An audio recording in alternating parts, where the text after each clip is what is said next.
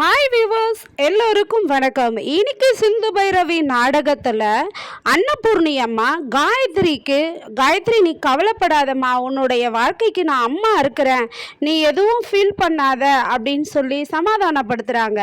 காயத்ரிக்கு பிடிச்ச ஆளை கல்யாணம் பண்ணி வைங்கன்னு பைரவி சொல்கிறாங்க.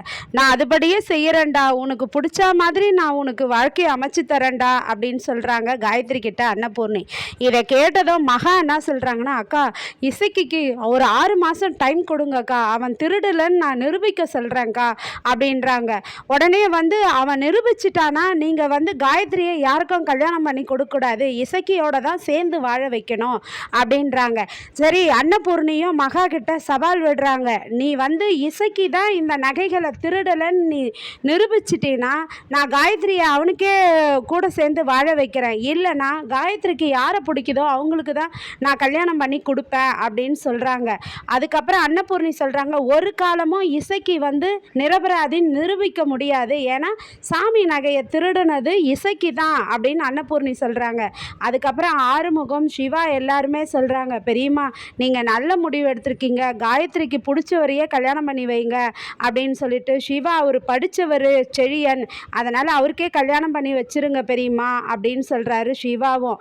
அதுக்கப்புறமா சிந்து கிட்ட சிவா பேசுகிறாரு, பரவாயில்ல சிந்து, நீ நல்லபடியாக நீ எப்படியோ நிரூபிச்சிட்ட, அம்மன் நகையை திருடினது இசைக்கு தான்னுட்டு. நானும் எனக்கு எப்போவோ இசைக்கு மேலே ஒரு சந்தேகம் இருந்தது, அதனால தான் பத்தரை போயிட்டு கூட்டிகிட்டு இது இவன் தானா அப்படின்னு சொல்லி கேட்டேன். ஆனால் அவர் இவன் இல்லைன்னு சொல்லிட்டாரு, அவர் சொல்ல மாட்டேன்னு சொல்லிடவோ நான் அந்த சந்தேகம் போயிடுச்சு. ஆனால் எனக்கு இசைக்கு மேலே ஒரு கண் இருந்துக்கிட்டே இருந்தது.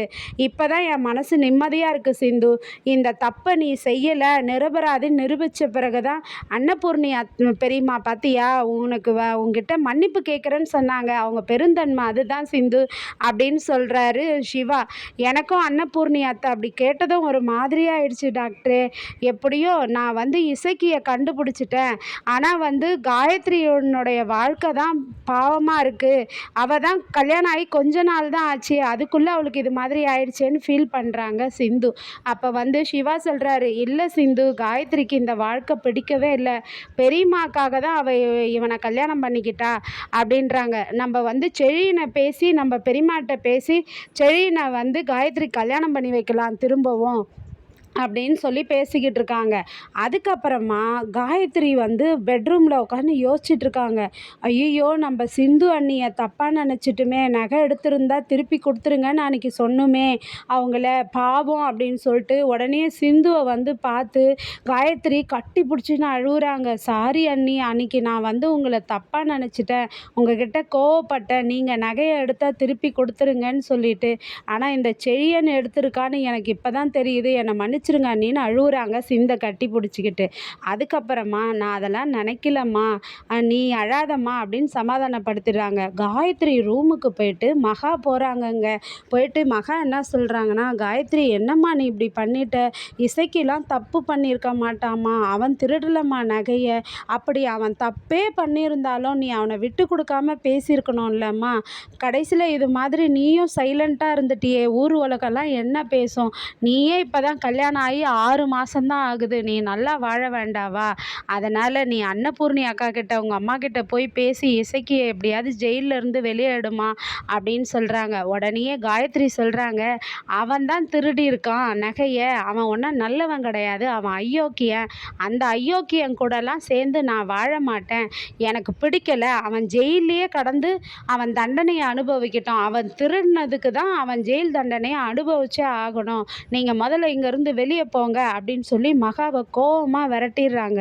கோவமாக விரட்டினதும் மகா அந்த கோவத்தில் சிந்து கிட்ட சிந்து பூ கட்டிக்கிட்டு வெளியில் உட்காந்துட்ருக்காங்க. அவங்க கட்டின பூவெல்லாம் பிடுங்கி பிச்சு போட்டு, ஏய் என் தம்பியை நீ வெளியே அமுச்சிட்டியடி, ஜெயிலுக்கு அமுச்சிட்டு நீ நிம்மதியாக இருக்கியா இங்கே அப்படின்னு சொல்லி மகா கேட்குறாங்க. அதுக்கு சிந்து சொல்கிறாங்க, இங்கே பாருங்க, இசக்கி தான் சாமி நகையை திருடினாருன்ட்டு நான் கண்டுபிடிச்சிட்டேன். ஆனால் இசக்கியோட திரும்பவும் இன்னொரு ஆள் கூட்டு இருப்பாங்க, அது நீங்களாக இருப்பீங்கன்ட்டு எனக்கு ஒரு சந்தேகம் இருக்குது. ஆனால் என்னை வந்து இந்த வீட்டை விட்டு வெளியே அனுப்புறது இசக்கியும் நீங்களும் தான். உங்களுக்கு தான் ஆதாயம், அதனால் உங்கள் மேலேயும் எனக்கு சந்தேகமாக இருக்குன்னு சொல்கிறாங்க சிந்து.